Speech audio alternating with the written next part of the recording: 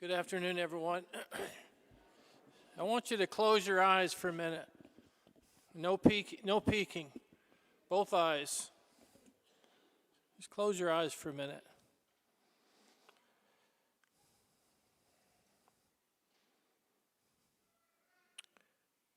I want you to imagine for a minute, this is Bartimaeus' world he lived in. Darkness.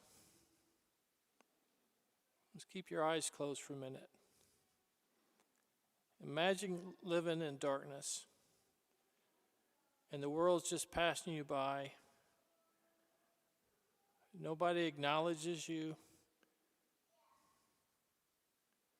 You are considered cursed by God.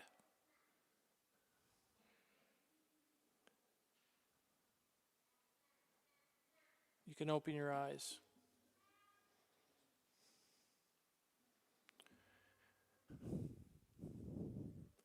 Think about that life for a minute. And we've all had this experience. You don't have to go very far. The guy's out on the street asking for money. How many of us pull up to that stop sign, you go, and by the way, they're standing right here.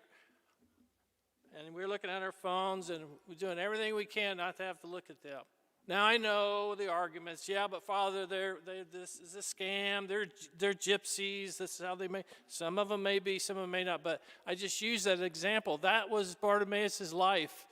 He was a poor, blind beggar, living in darkness. So it's more than just blindness. So let's go a little deeper into this. Imagine his experience within his heart. What do you think some of the things he felt? Being cursed, that's how they looked at people who were blind and handicapped. The Jews looked upon them as being cursed by God. They are that way because of their sin. They are that way because God has cursed them. So think about the shame they must have felt, the shamefulness they felt. Lepers were the same. They felt ashamed. Many of the lepers committed suicide because they began to hate themselves, because they knew people hated them and would have nothing to do with them. This was Bartimaeus' life. The shame, the isolation, the loneliness, the depression, maybe even despair. We don't know. And here comes Jesus on his way to Jerusalem.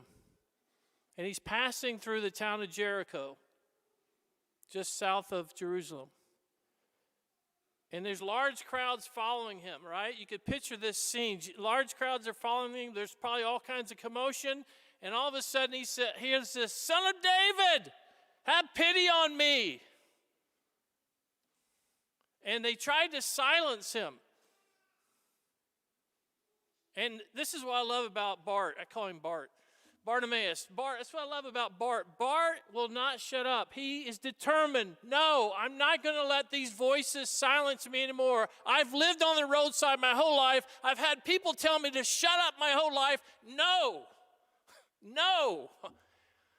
Shut up. Son of David, have pity on me. Sometimes you got to just get sick and tired of being sick and tired. Any of y'all have ever been to AA? Some of you AA, I know you're in here. There's nothing wrong with that. That's a saying in age. Sometimes you got to just get sick and tired of being sick and tired. I'm tired. Any of y'all tired? You're tired of where you are. You're tired of suffering. I'm tired of this. I'm tired of cancer. I'm tired of this. I'm getting it all out. This feels good. One thing nice about preaching, you get to vent all your stuff out. That you have to put up with it. No, but seriously, you have to. Sometimes we don't. And these are the conditions of miracles. You know, these are the conditions of miracles. We see miracles in the gospel time and time again, and these are the common conditions you see: desperation, tired of being sick and tired, persistence. He was persistent. He was determined to get Jesus' attention. He didn't stop praying. Even when he didn't get an answer, he kept crying out. Isn't that what we do when we come to Mass? Lord, have mercy. Christ, have mercy. We really should be yelling it. Like I'm yelling. No, seriously. Lord, have mercy on me. What is, it's another word for he says, hey, he was saying have pity. This is another word for mercy. He was saying, please have mercy. Show me some mercy. I'm tired of living in this life. I'm tired of being passed by. I'm tired of people looking down on me as though I'm some cursed person. Another condition for miracles is courage. It took courage for him to do that because they kept telling him to shut up. And that's what sometimes we hear these voices in our heads that say, just give up. He doesn't hear you. Look at you. Look how much you've prayed for this. And look at you. You're still suffering. Just give up. No, I will not give up. Bartimaeus, no. He's fearless. Another condition for miracles to happen in my life is a willingness to stand up to the enemy, to the voices that tell me to be silent. Isn't that what's going on in our country today? There's a lot of forces that want to silence the truth. And we have to say, no, no. We are God's voice of truth. That's who we're called to be. Another condition, a willingness to get out of my comfort zone and to leave behind what is familiar and to walk into the unknown. It took Bartimaeus courage to stand up. They said to him, Jesus turns around and he says, call him. And they said, take courage, get up. It's like Jesus to the man who was the man who was crippled. Remember, he says, take up your mat, rise up and walk.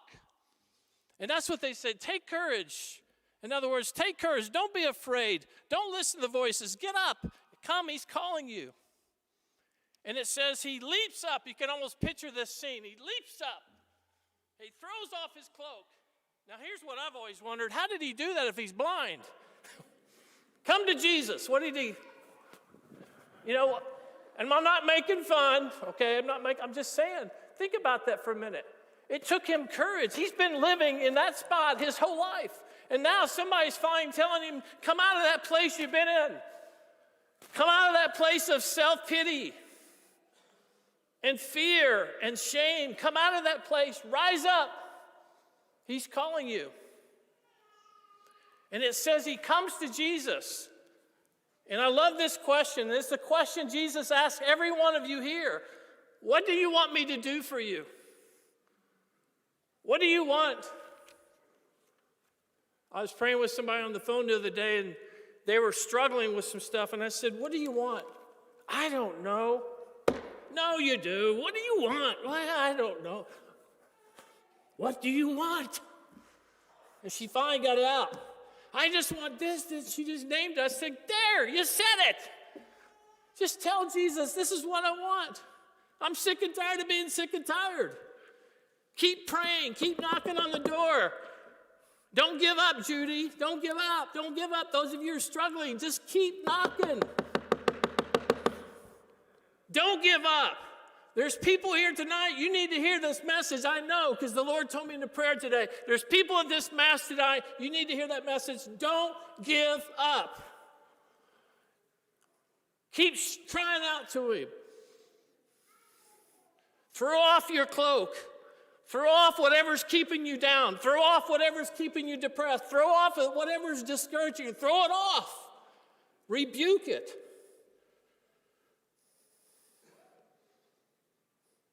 Another condition for miracles to happen in my life is a willingness to face my greatest enemy, fear and shame. Those are our two greatest enemies, fear and shame. And Bartimaeus stood up to it, didn't he? He stood up to that. He didn't let that silence him anymore. Another condition for miracles to happen in my life is a willingness to take risk, to get out of my comfort zone, to stop feeling sorry for myself. He could have stayed right there and felt sorry for himself, but he said, no, I'm tired of this. I'm not living this anymore. I'm going to take courage. I'm going to cry out, and I'm going to come to Jesus. Jesus is calling every one of you here tonight. He's calling you. Get up. Take courage. Come, follow me. Some of you here tonight, you feel like you're stuck. And you've been crying and crying and crying and crying out to God, and it seems like he's not answering, but he hears you. Sometimes he just wants to see how bad we really want it. And that's what happens. Sometimes he lets us get to that place where we're just sick and tired of being sick and tired. And I'm sick and tired of saying I'm sick and tired. Do you ever get that place? But if you keep crying out, he will, and he does answer. I want to see, and it says immediately, his eyes were opened, and he followed Jesus on the way. Jesus is calling you. There's some here tonight, and you know who you are. Jesus is calling you to leave behind a life of sin, to leave behind some addiction, to leave behind something you've been procrastinating about, something you've been making excuses around about. He's calling you. Take courage. Get up.